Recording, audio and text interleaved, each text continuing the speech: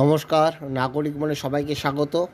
বদলির সুপারিশ প্রত্যাহার ৬০৫ জন স্কুল শিক্ষকেরই টালবাহানা, চিন্তাভাবনা, সুপারিশ ও পরিমার্জিত সুপারিশ এসব চলল বছর দুয়েক ধরে। তারপর ৬০৫ জন শিক্ষক শিক্ষিকার বদলি প্রত্যাহার।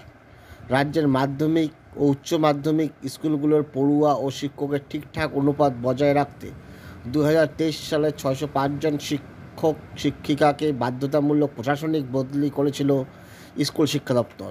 সেই নির্দেশ মেনে স্কুল সার্ভিস কমিশন ১০C ধারায় বাড়তি শিক্ষক শিক্ষিকা হিসাবে অন্যত্র তাদের বদলির সুপারিশ করেছিল। পরবর্তী সময়ে ওই ৬০৫ জনের বিভিন্ন বিষয়ে খতিয়ে দেখে তাদের মধ্যে ১১০ জনের বদলির সুপারিশ বাতিল করে বিকাশ ভবন।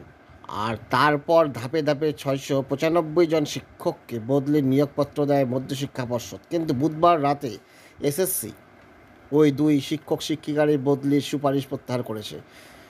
নতুন এই শিক্ষিকার ফলে যেসব শিক্ষক শিক্ষিকা বদলির নিজেদের বাড়ি থেকে দূরের স্কুলে যেতে বাধ্য হয়েছিল, তাদের পুরনো স্কুলে ফিরতে কোনো বাধা রইল না। অভিযোগ, রাজ্যের প্রচুর শূন্য পদে শিক্ষক শিক্ষিকার নিয়োগের ব্যবস্থা না করেই শিক্ষক শিক্ষিকাদের একাংশকে তাদের বাড়ি থেকে ১৫০-২০০ কিলোমিটার, এমনকি ৩০০ কিলোমিটার দূরে পর্যন্ত প্রশাসনিক বদলির নির্দেশ দেওয়া হয়েছিল। তাছাড়া বহু বছর বাড়ি থেকে দূরে চাকরি করার পর উচ্চশ্রী পোর্টালের মাধ্যমে বাড়ির কাছে স্কুলে আসা শিক্ষকদের একাংশের উপরেও নেমে এসেছিল ওই বাধ্যতামূলক বদলির খাড়া।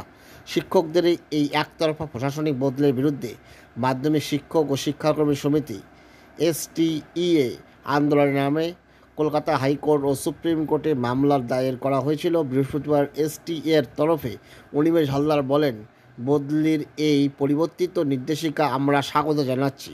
সমস্ত জট কাটিয়ে রাজ্যে দ্রুত নিয়োগ প্রক্রিয়া শুরু হলে স্কুলগুলোর শিক্ষক শিক্ষিকার বৈষম্য ঘুচবে।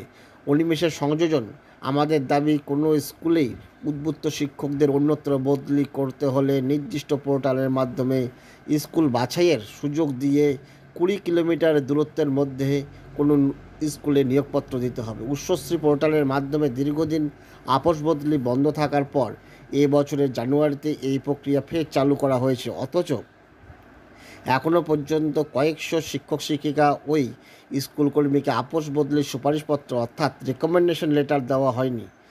অল পোস্ট গ্রাজুয়েট টিচার অ্যাসোসিয়েশনের তরফে বৃহস্পতিবার স্কুল শিক্ষা কমিশনার, SSC চেয়ারম্যান ও স্কুল শিক্ষা সচিবকে এই সংক্রান্ত দায়িত্ব পাঠানো হয়।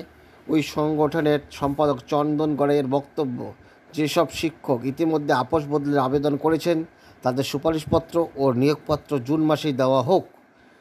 SSC ২০১৬ সালের নিয়োগ দুর্নীতির মামলার জেরেই দপ্তরের আধিকারিকরা মিউচুয়াল বদলির বিষয়ে আর নজর দিচ্ছেন না। দেখা যাক এর ফলে সুষ্ঠু সমাধান কী হয়। ধন্যবাদ।